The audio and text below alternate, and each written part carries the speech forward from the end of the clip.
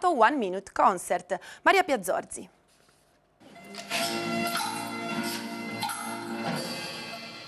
Strumenti tra le braccia, fra curiosità e un po' di tensione, nell'auditorium dell'Art Voice Academy a Castelfranco Veneto, dove 80 ragazzini fra i 6 e i 14 anni hanno partecipato per una settimana ad un campus musicale diretto dal maestro Diego Basso. Loro hanno sperimentato tutti gli strumenti, non uno.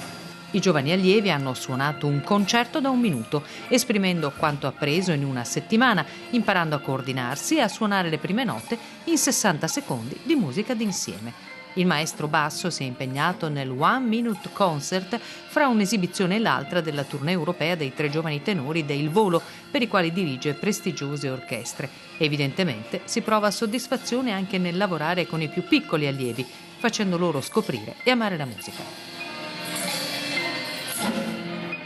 E il telegiornale termina qui, arrivederci.